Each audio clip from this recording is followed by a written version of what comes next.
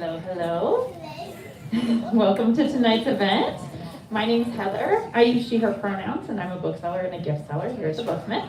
If you're familiar with our store, welcome back. And if it's your first time here, welcome in. Some housekeeping before we begin. If you pre-ordered a book or any books, they will be available for pickup at the back counter at the end of the event. If you'd like to purchase one, you are also welcome to do that then as well. Our moderator this evening is Rebecca Podos.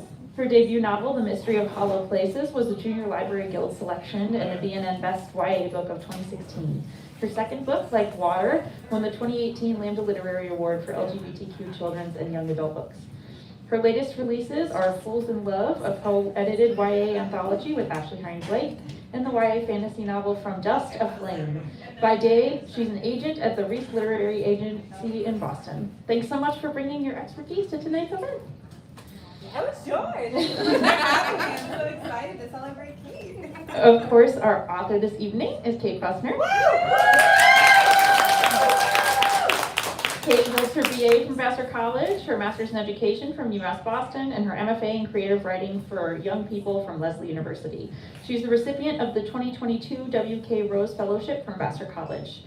Kate spent more than a decade teaching English for grades 6 to 12 for Boston Public Schools, where she created and implemented choice-based curriculum for her students, helping all students find joy in reading. When not reading or writing, Kate can be found baking, spending time with her family, or singing her favorite musicals. Thanks so much, Kate, for being here. Tonight we are here to celebrate the release of Kate's debut novel, The Song of Us, a queer middle grade novel in verse retelling the tale of Orpheus and Eurydice. This version of the story follows 7th grader Olivia, a capital P poet, and her new classmate and aspiring musician Eden. Rebecca Podos described it herself as a stunning song of first love, heartache, and the freedom of knowing yourself, and Kirkus Reviews called it 13-year-old love at its finest. Please join me in welcoming Rebecca Podos and Kate Fussner. Okay, does this thing work? Yes. Hi. Does mine work? I feel like I have to go very close to it. Wait, turn mine. Is mine? What? You have to turn it on. No, I did turn it on. I didn't turn mine on. Thank you. So Technology. you wrote a book, and that book is out in the world. Congratulations. We're so excited. I know everybody's so excited to be here and to celebrate you. We heard a little bit about your book. If there's anything else you'd love to tell us about it, I know we'd love to hear it. And then I understand we're going to get to hear you read a bit of it as well. You are. So, The Song of Us is a love story, but it is also a story about belonging and identity. It's a story about mental health and what a kid can do when a parent struggles. It's a story about trying to fit in to so many places and then deciding maybe it's best to just fit in to yourself and see what happens there instead. I'm going to read from the beginning of the book. The book is told from two perspectives, Olivia and Eden, and I'll give you a little bit of both. And as was mentioned in the opening, Olivia is a poet, and Eden is a musician, so you'll see those things play out. So the book begins, Olivia, Origins. My mother liked to say, you came into this world a game of checkers, always ready to leap forward, backward, any which way to win. My mother liked to say, you came into this world a scattering of Legos, full of both danger and potential. My mother liked to say, you came into this world a word search, though it didn't take long for you to find yourself. My mother says less now that her fog returned. So I swap game pieces for gel pens, trade blocks for beats, stop searching, start writing the poems Mom needs to find her way back to me. Now, in Poetry Club. When I finish reciting this newest poem, I glance around the classroom. Elijah's eyebrows scrunch, like maybe he's trying to figure out what the hell is wrong with my mom. Lexi nods. Like always, she gets it. I make joy Mom can't unmake in me. Lexi got it long before 7th grade, before she had language for how to come out as trans, before I had language to come out as queer, or how to talk about Mom's mental health, or anything more complicated than Dora the Explorer. Side by side since K1, we're a couplet, stronger together. Lexi and I started Poetry Club as a space to hold our sounds and selves as sacred. Elijah joined last year, and he's been mostly cool, though he sometimes needs reminders not to swear for the sake of a slick rhyme. Brianna and Precious are identical twins who occasionally bring their cousin Jennifer. But today it's just the 5 of us, and it feels right to begin the first day of school like family. As for me, this year I plan to work wonders with my words, fill blank pages with verse, stun strangers with similes, turn letters into laughter, master meter, draft delight, rewrite reality into nothing but radiance. That is all I need, until she walks in. New girl. The moment new girl walks in, I sit on my hands, try to ignore sweat beating between my skin and the cold metal seat. Love at first sight is not a thing, but why is it suddenly hard to swallow? Is this Poetry Club? You know when you first hear a song and instantly add it to your favorite playlist? Her voice is that, already on repeat. I can't find a single word. Lexi saves me from myself. Welcome, come join us. Today we're writing about family. Lexi sets a timer for us to rewrite, but all I do is waste time recklessly, breathlessly wondering if it would take longer to count the freckles on her face, the dark brown ringlets on her head, or the beats per minute bursting from my chest. I scramble to scribble, but my mind says wrong to every word I write. My mind says, must look like I know what I'm doing. Sit up straight, breathe, find your words. Can you fall in love before you even learn a girl's name? Before today, I would have said no. After today, I have to say, Eden, origins. Hanging out at my locker, practicing 8-24-13, 8-24-13, 8-24-13 until my fingers memorize the combo. I skim each poster for something to do. It's Wednesday, the only day Dad's shift ends early. Anything is better than his commanding silence waiting for me at home. No music club, typical. Someday I'll go to a school like they have on TV, with a band, or at least a chorus that needs a keyboardist. Someday I'll channel my talent into YouTube, perform on a real stage with a friend-filled audience cheering for me. Someday someone will want what I've got. At first sight. I pause to read closer a true blue poster, 8-24-13, 8-24-13, 8-24-13. My heart switches time signature, 4-4 to 3-4, a rhythm I don't recognize in my typical tune, like my heart knows something I don't. Posted. Poetry Club, word nerds, phrase fabricators, verse nurses. Wednesdays, 3:35 to 4:35, Miss G's room 129. Leave your blank pages at the door. Smiley face. I can't help but smile. Who writes like that? But I remember too, my English teacher said poetry is like music. I may not know poems, but melodies move me. I may not know why, but my gut says go. New. Is this Poetry Club? 3 schools in 4 years, 2 wrong classrooms before I find 129. My question asked in a voice so small it might not even be mine. I take a seat across the circle sits the most beautiful girl I have ever seen. Mermaid waves fall from her head, brown fading into blue dyed ends. Her hair is earth to ocean. Her eyes, spring leaves. People call this feeling butterflies, but I think it's more like hiccups. My insides repeat, like. And I don't know if I want to hold my breath, make this feeling stop. My cheeks burn, stomach churns, a beam of sunlight. I can't look at her, don't want to look away. Thank you. That's amazing. My little girls. It's so nice to hear them out loud, and even reading this story, there were so many sentences that just made me stop and think like, ooh, that's a sentence. So I'd love to know, how did you settle on the decision to tell this story in verse form? Or like, was it always going to be in verse form? How did you come to that decision? So I had not written a single poem since high school. And I am much older than I was in high school. And so it had been a long time. But when the story idea came to me, for some reason, something in my gut said, you have to do this in poems. At the time, as a teacher, I noticed that my students devoured novels in verse, but it had never occurred to me that I would write one because they seemed so impossible to write. Something about having like half to a third of the words of a regular prose novel was completely intimidating and wild to me.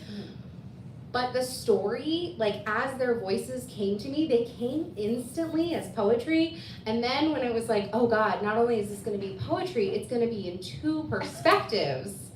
And they're both gonna be poems. I didn't really know what I was getting myself into, but I had this like gut feeling, sort of like what Eden has, where like she doesn't know why she feels this way, but like she has to try. She has to go to that classroom and like see what it's about. And I think my gut was telling me the same thing, like you have to try this because this is how the story wants to be told. I'm glad you trust it because it is like challenge on top of challenge. You have verse, but it's also middle grade, which depends so heavily on voice, and you have the challenge of making two distinct perspectives, but it all just adds up beautifully. So I'm so glad you trusted that voice. Thanks. I like to think of it as a little bit, sort of like when your gut tells you something feels like it might be worth trying.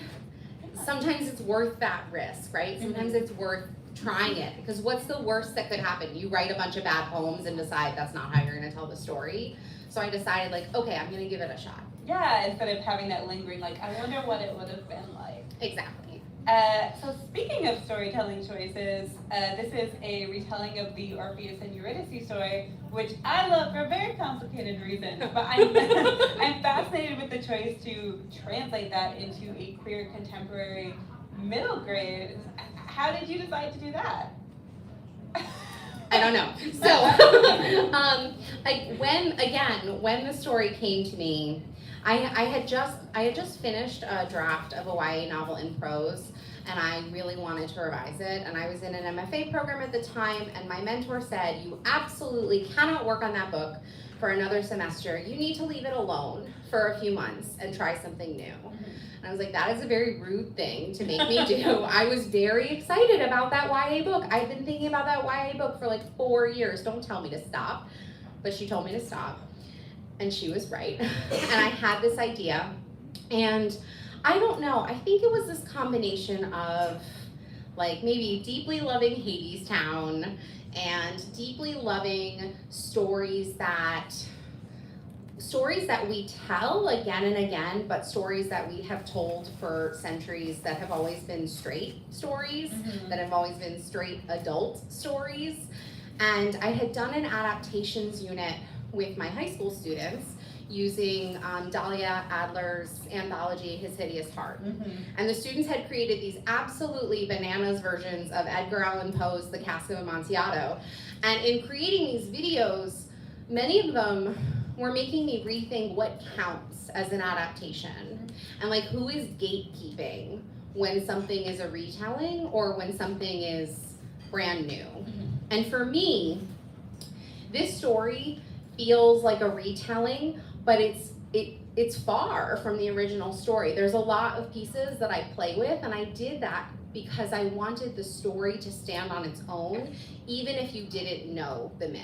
If you know the myth, you can enjoy pieces of it, and if you don't, you can still get a whole story, a whole journey. And like, it was important to me that the Eurydice character got her own story. In the original version of Orpheus and Eurydice fall in love, they get married, and then Eurydice dies. And let's that's the end of her story. Like, you don't really get to know what her life is like in the underworld. You only know that Orpheus goes to get her. And to me, what is more like the underworld than middle school? Like, I don't know. So, like, it just seemed ripe with opportunity. So I had to see, like, where this new version would take me. And I love that you say about it standing on its own apart from the myth, because it really does.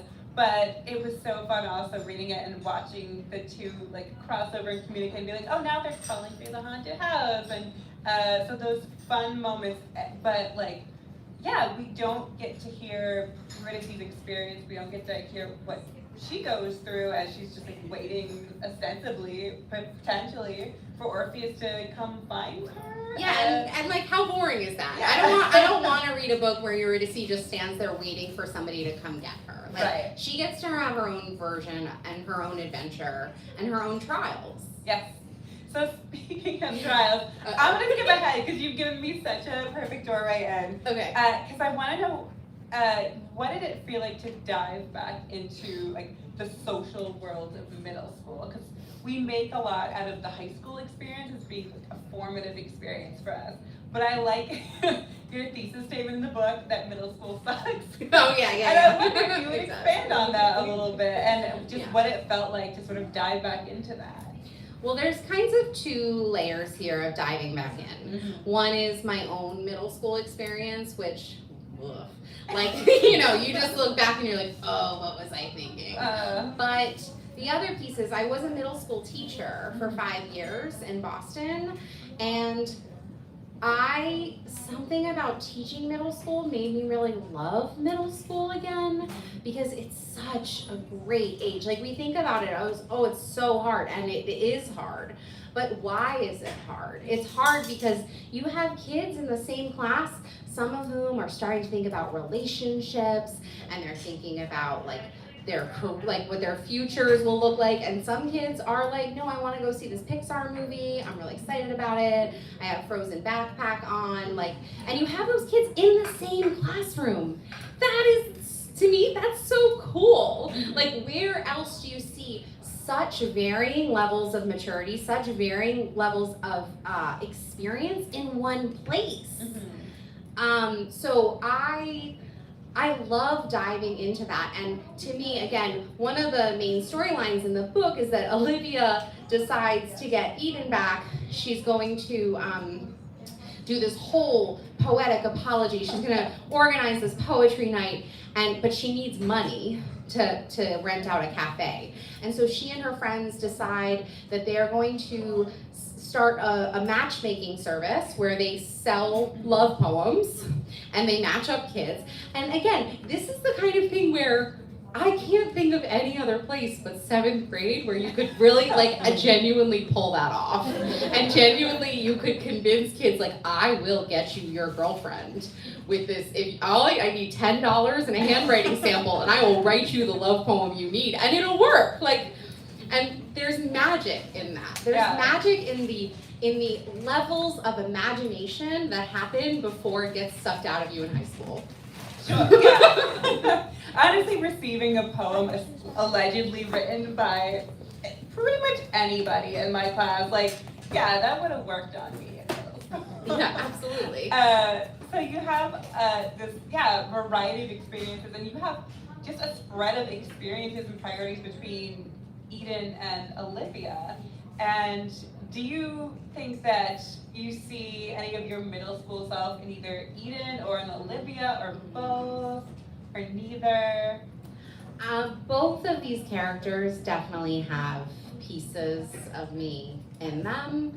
I think that Olivia's her attitude of I can do anything I put my mind to, I can fix it, I don't need other people's help, I'm just gonna fix it myself. That was very much me. And I think Eden has a really deep fear. This is not a spoiler, it's the 10th poem in the book. Eden has this really deep fear of coming out, partially because of her home life, but also partially because she doesn't know yet. She doesn't know. She's like, am I bi? Am I queer? I don't even know what those words mean. And I felt that really deeply that like once I pick a label for myself, I'm telling the world something about myself and I'm not even sure about it yet. And that's a super hard place to be, but it's a super valid place to be. Whether you're 12 or 40, like you get to decide that on your own. And I think that there were pieces of me in Eden and in like not wanting to define myself too soon, because then I felt like, well, then I can't take it back, right? And I think it's, you know, we talk a lot about what it would have meant to us, I think, when we were younger, to have access to younger stories about queer people, which just didn't really exist. Like when I was in middle school for sure, and barely existed when I was in high school. And as important and worthwhile as it is to have stories that you could be like, oh, okay, I'm bisexual, okay, I'm non-binary. Like any of these experiences, it's, I think, equally valid to have a book with a character who is still grappling with identity and isn't sure and isn't settled, and that's also validating and okay. Like it's wonderful to watch young queer characters wrestle with that as well, because like it's not a process that ends after middle school or even high school. So I think that was a really beautiful choice to incorporate in the book. Thanks. Yeah, there's a poem in the book where Eden remarks about how everybody else in their locker, like they have pictures of boys, like they know, or they have rainbow stickers, like they know who they are. And to Eden, it seems like everybody else in the whole world has already figured out who they are, and I am the only one who doesn't know, and so I'm just going to keep it to myself. And I mean, of course, now as an adult, having taught a lot of middle schoolers, I can pretty much say every single middle schooler is feeling that way in one way or another. Like everybody else seems to have it together and I don't. But that's a really real feeling, and I think it's something I wanted reflected, because I think that it's important for kids to see that it's okay, you don't know yet. Yeah, the characters are grappling with a lot of uncertainty in the book. I think that's one of my favorite things about reading middle grade stories, is that sort of search to figure out, like as you're just starting to like sort of separate yourself from like your family unit and being so immersed in that, figuring out who you potentially are in the world on your own, and making choices and also making mistakes. There are a lot of mistakes made in this book, like Many. aforementioned love letter scheme like has its complications. And so one thing that really struck me in this book is, how did you balance sort of there being like natural consequences to your characters' choices, but also giving them like space and grace because of their age and because of that ongoing and very like valid and relatable struggle? Yeah, that's a good question. I think that for each of my characters, the kinds of trouble that they get themselves into naturally lends itself to different consequences. Yeah. I don't want to spoil too many things, but the love poetry scheme goes awry. There may or may not be a fight at the school dance. And so Olivia lands in a lot of trouble. And that's the kind of trouble that, like, in some ways, having been a teacher, I know what those consequences look like. Yeah. Because I have seen it unfold, right? Mm-hmm. But there are other consequences that the characters have to experience that feel higher stakes because they deal with their families. And certainly Eden's home life is not particularly safe, and she is trying to navigate, like, how do I become who I am if I'm in this place where I can't do that? And so in some ways, like, I had to try it. I had to see, like, well, what would the reaction be? And sometimes I had to push myself to inflict more consequences on my characters, because you create these characters, you get so attached. I'm like, I don't want them to be in trouble, but absolutely Eden would be in trouble if she came home and she had done that thing. So, like, how does that unfold? Yeah. I got overprotective in a draft where I was like, oh, none of these characters ever get in trouble. I guess that's not really relatable. There's no conflict. They're making big choices and wrestling with big things, but nothing bad ever happens to them. Right. Relatable. Right. So I think that means there is so much in this book about, like, first love, first heartbreak. And, you mentioned being a teacher, sort of like re-experiencing that age. Yeah. Do you think you were channeling your middle school self while writing about first love and heartbreak, or were you channeling your experience as a teacher, witnessing first love and heartbreak? Like, I'd love to know kind of how you dove back into that experience as well. Yeah, when I think about the emotions in this book, and particularly around first love and first heartbreak, I can with just like listening to a song or two from that era, I can get myself back into that. Like, all it takes is like, I don't know, one Goo Goo Dolls song, and I'm like back there, and I know who that first love was, and I know what that first heartbreak felt like. I can pull that out because it's not that deep, right? Like a lot of people, I think, as they get older, they develop really thick skin and they do a good job compartmentalizing. I'm not one of those people. All those feelings are right there. Like, they're just one Dizzy Up the Girl song away. That is exactly what they are. It is one slide, and I'm there. Yeah. And so I think a big part of the first love and that first heartbreak did come from my own digging, and seeing in young people, like, you can really be 12 and feel real love. Yeah. And people are going to tell you that you're not. And those people are wrong. If you are 12 and you're having feelings for someone, that is normal. Like, that is okay. And sometimes be like, it's fine, you'll get over it, you're 12, you got a whole life, but you're also allowed to feel it. Yeah. And I think it's really valid. So I wanted those very, like, real feelings to be in there. And it was another way that poetry lends itself so well to this story. Yeah. Because, like, oof, don't you want to just go write a bad love poem? Like, absolutely. That is what you want to do when you're 12 and feeling that way. I think you did it. Like, reading this book, there was not a point when I was like, even I, like, as an adult, with an adult perspective, wasn't listening to these characters and being like, you'll get over it, it's fine. But reading and being like, yeah, babe, yeah. It does. It hurts. Yeah, I've had a few grown adults tell me that it made them weirdly nostalgic for middle school, which is not a time we usually feel nostalgic for, I don't think. And it also reminded them of, like, how deep those first feelings can be. So I don't know, sort of along those lines, what was the hardest part of writing this book for you? And then also, what was sort of the most joyous part of writing this book for you? It's the same answer for both. I love it when that happens. Yeah, which is turning every single page into poetry. So the very first draft of this book was like 30,000 words. And I entered my last semester in my MFA program, and I was working with the author Jason Reynolds, which was amazing. And he looked at my first draft and he said, "This, the plot here is awesome. Your language is great, but you need about half of the words."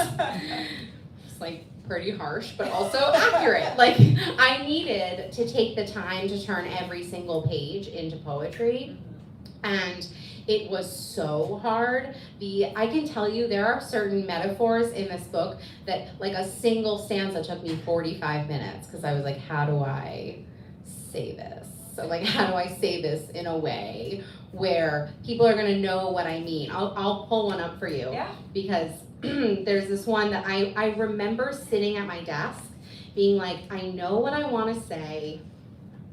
Yeah. This is shortly after Olivia and Eden are secretly starting to hang out with each other, and the poetry club comes up to Olivia and is like, don't mess up our poetry club over some new girl. Like, nobody needs that kind of drama. And Olivia's like, okay, sorry. And Olivia says, the truth is I should probably listen to Lexi, my first best friend who is rarely wrong, the person I never lie to except maybe right now. Instead, I think about how they all see what I see. We haven't kissed yet, but hold hands, swap stories, sneak every moment we can, like hard candies from a glass dish. Sweet and solid, swift and secretive, except maybe Poetry Club can hear the crinkle of us unwrapping what we are. That hard candy metaphor no joke, 45 minutes. 45 minutes of just staring out the window, being like, what is it I'm trying to say about hard candies? Like, I don't know why my brain went there.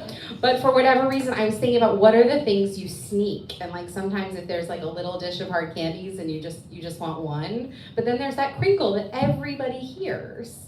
So I was really pushed to think about making every page poetry and also like trying to go for what is that connection that people might not expect. Like, I don't know how many times you've seen hard candies referred to in love poems, but to get there, it was so hard. And once I realized what I was doing, I was like, oh, this is fun. Like, it is fun to think about one poem for an hour. I know that sounds insane. Sounds hard and joyous. Yeah. Wonderful. No, the hard candy metaphor is so beautiful, and yeah, I feel like I'm not a poet. I am also not a poet.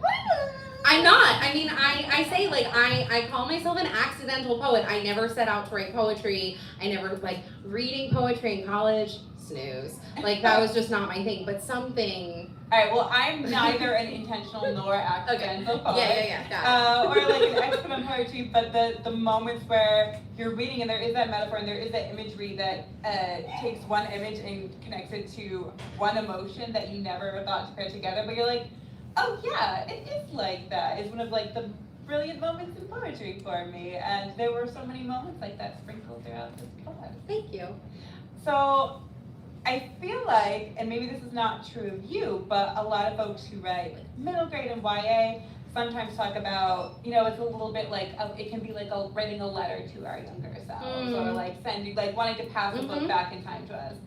So, if you could write a letter to your middle grade self, or just tell your middle grade self something, something that you're trying to convey in this book, something you learned from writing this book, or just anything, like what would you tell your middle grade self? I think in a lot of ways this is a book for my middle grade self, because my middle grade self wanted to know that as a queer and questioning kid, that like I could have a love story and like an epic Orpheus and Eurydice love story. Right, exactly. I could have a love story as big as that, and as a person who always felt their emotions were just like way, way, way bigger than everybody else's, I feel like this is sort of me being like, yeah, but look, I took those big emotions and I turned them into a book. So like, good for me. It turns out you can do great things with your big feelings. Yeah. And I think it's also just a letter to myself to say like, it's okay, you haven't figured everything out. It turns out when you get to be an adult, no one has it figured out. Everybody's making it up as you go along. It's so rude. Adults are so rude because they tell us like, well, when you're older, you'll understand. That's a lie. You will not understand, but you will learn that no one understands. You might know less about yourself when you're older and be like, oh, the stuff I thought I knew. No, I guess not. I think so. No, I definitely think so. So I think this is a gift to myself to say like, it's okay that your feelings feel so big and your knowledge center feels so small. Like those things will come together. Yeah, oh, I love that. So I want to know a little bit about what books were you reading in middle grade, and also what books today, you might be like me and forget every book you've ever read when someone asks you about the books that you read. But if you can, were there any books you were reading in middle school that you loved, and what books today would you recommend to people who loved this song a lot? Yeah. Great question. So that poetry club sign at the beginning of the book where it says like word nerds, phrase fabricators, verse nurses, that's actually like in my heart a little reference to the Phantom Toll Booth, which was one of my favorite books when I was younger. And there's the I think they're like knights who all repeat synonyms. And so that was like to me a little like nod to that book that meant, yeah, it meant so much to me as a kid.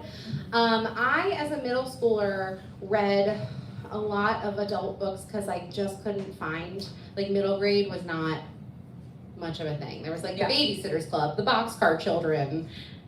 And then you go transitional. no, then you go straight to The Great Gatsby, and it's like wait. There's got to be something. Like we were gonna find like the Lord of the Flies in middle school or something. Like okay. Right. Like I had a really hard time going from The Babysitter's Club to The Grapes of Wrath. It's like, I feel like there should be something in the middle here. Why is it so boring? Yeah, and I feel like a lot of times in middle school when we create curriculum that's 100% Shakespeare and Lord of the Flies, we're missing out on opportunities because what's happening now is there's beautiful books that are out. I read Ivy Aberdeen's Letter to the World by Ashley Herring Blake as like a 34-year-old woman, and I wept. Yeah. Because that book did something for the middle school and like 4th, 5th grade me that like, oh, I needed it so bad. I needed that book so bad. Yeah. So if you like The Song of Us, you might like that book. You might also like Jasmine Morga's Other Words for Home, which is a beautiful novel in verse. I think those would be my recommendations for today. Those are good recommendations. Yeah. So now that you've talked about other people's books, I think we have time for one more question from me before we can get to the audience. But can you tell us a little bit about what's coming up next from you? Sure. So next year I will have another middle grade novel in verse, but it is not connected to The Song of Us, but it is about a 7th grade girl the summer before 8th grade, and she goes to Paris for the summer to live with her aunt. And the elevator in her aunt's building begins transporting her into her own memories of having had many summers in Paris with her family. But those memories are particularly powerful because she had an older sister who died right before starting 8th grade. And now the main character is about to start 8th grade. And so it's all these feelings of like grief, like how do you live with grief years after it seems like everybody else has forgotten it? But also it's a little bit of a love letter to Paris, which is where I lived before I lived in Boston. And so it's been fun to go back into Paris, this time through poetry. I love that. That sounds absolutely amazing. And I can't wait to bother our agent for a copy of it. Yeah, it's gonna be a minute. Yeah, I can wait. I'll put it in my calendar for next year. Okay, perfect. To bother Eric. Great. Well, thank you so much for answering my questions. And I think now we have time for other folks to ask questions as well. Yeah. Did you make the title before you made the book or after? That's a good question.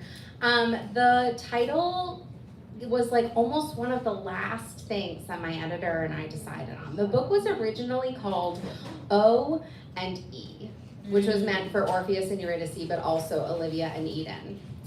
But I was told that generally publishers don't let you choose your own title. So like I was told, don't get too attached to your title. So when I had the title O and E, my intention was I'm just not gonna get that attached to it. So then when they want to change it, I won't be mad.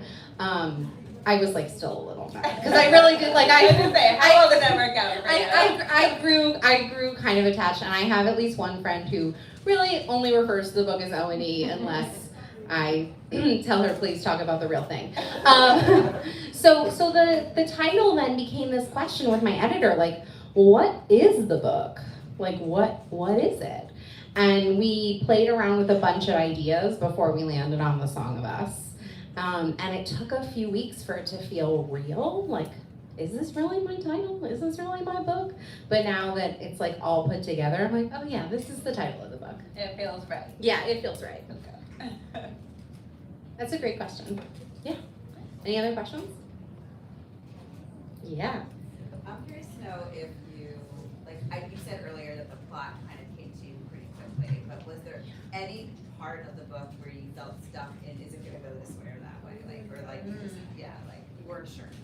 Oh.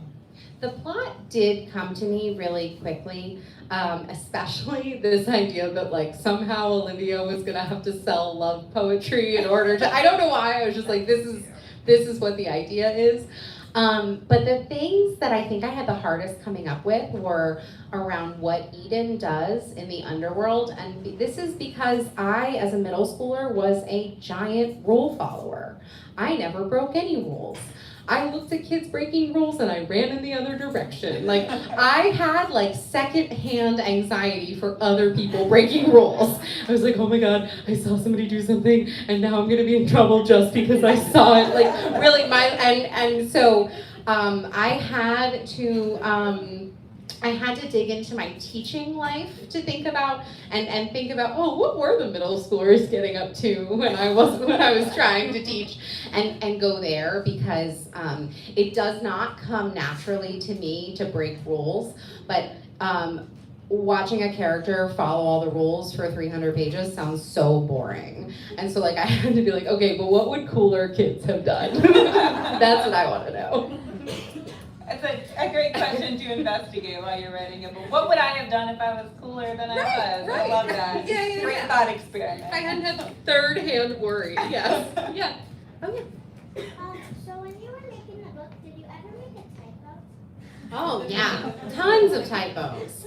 Tons of typos. Do you know how many different versions of this book existed before it was finally printed? This is not an exaggeration. 20. I had to write this book 20 times before there were no typos. And you know what? There might still be typos.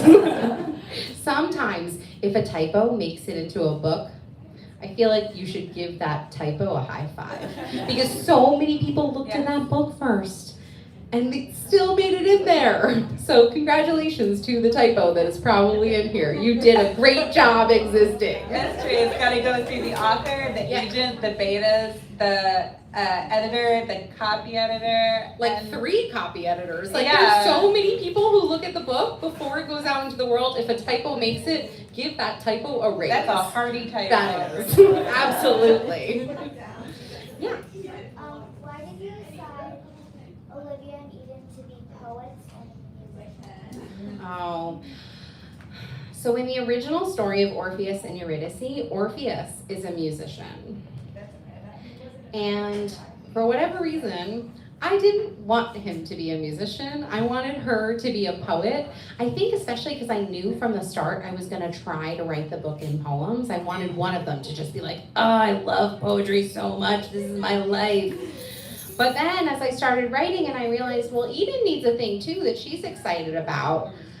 Music to me was really, really important when I was growing up. And so I decided, well, like, let's pull from there and see what happens because music is a lot like poetry. So I thought they'd work together really well.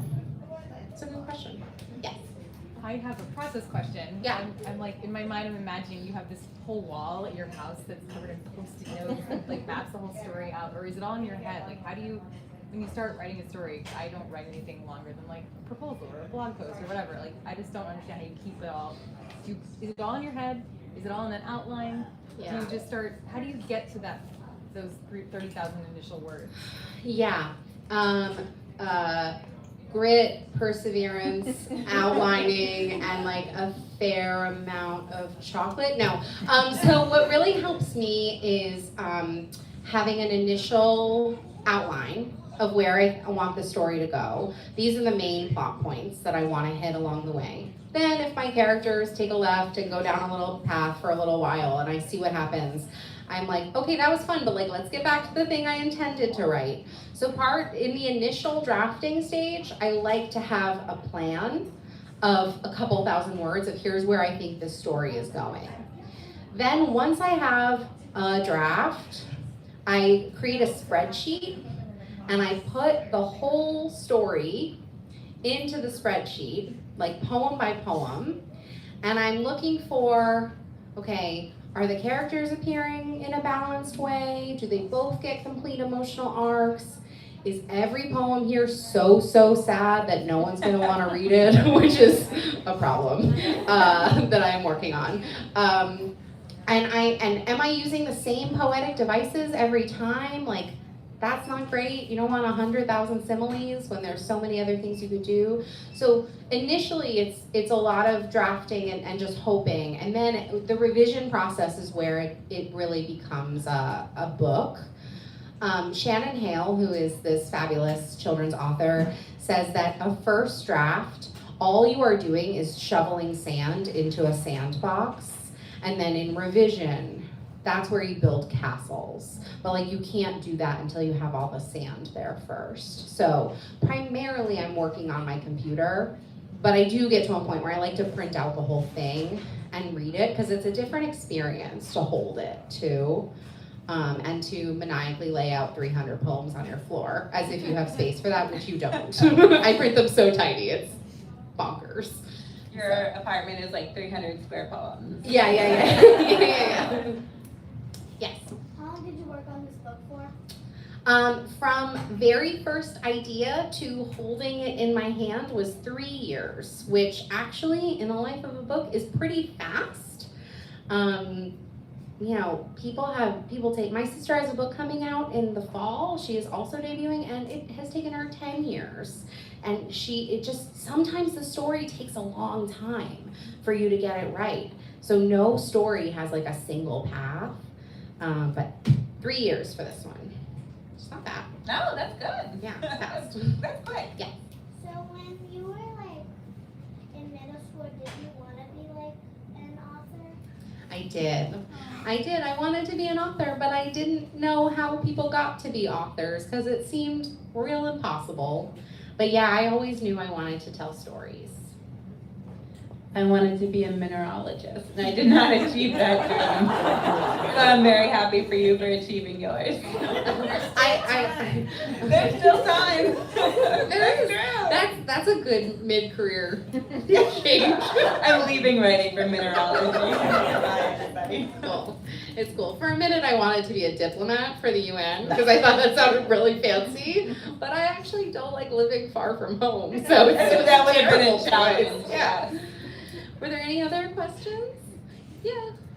So, as someone with big feelings that lives on the surface, at the end of a book where you've gotten really close to characters and protective of them, how do you like tie that up? How do you say I'm done with this and sort of the closure and walking away from it? Are they characters that now like live with you every day, or?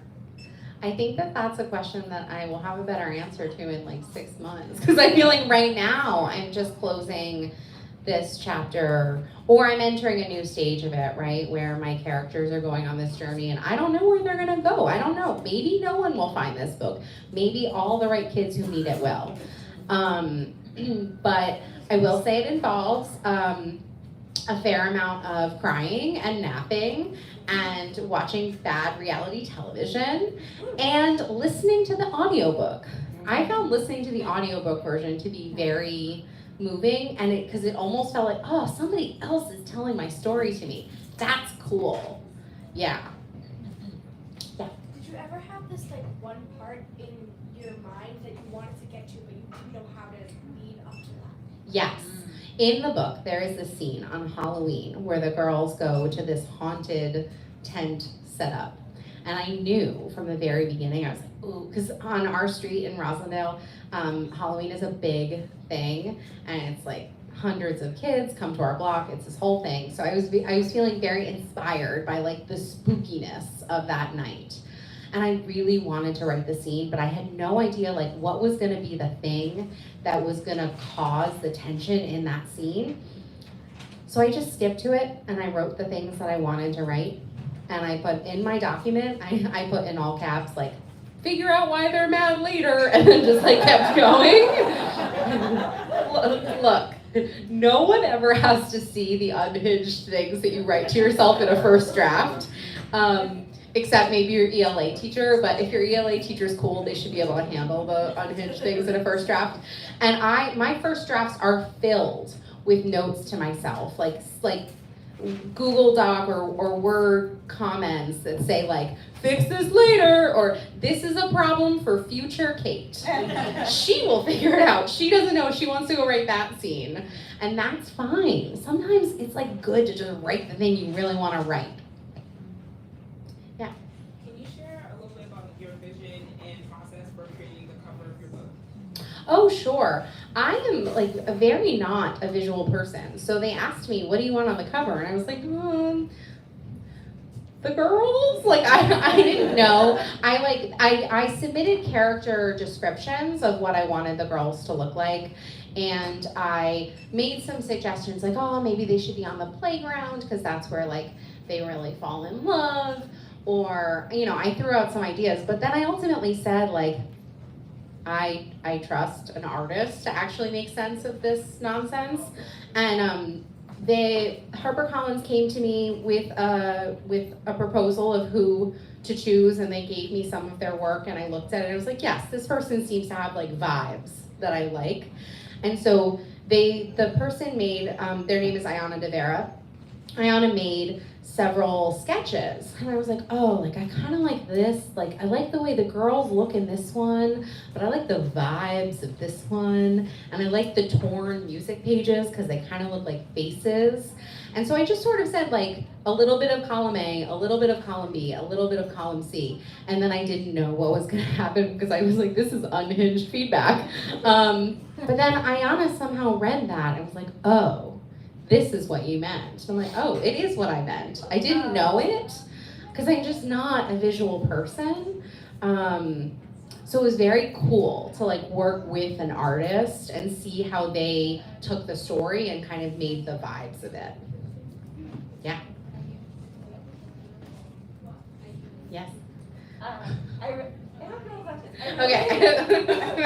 I really like what you said about ignoring the haters who gatekeep and can do adaptations and what constitutes an adaptation. Are there any other interpretations of anything that you were maybe thinking about doing someday? Ooh. Real question. That's a good Yes. question. I have a project in process that I really hope to sell that takes the story of Romeo and Juliet but makes it both queer and also not about romance. It's actually about friendship. So I'm hopeful that project is gonna go somewhere because I'm really into it.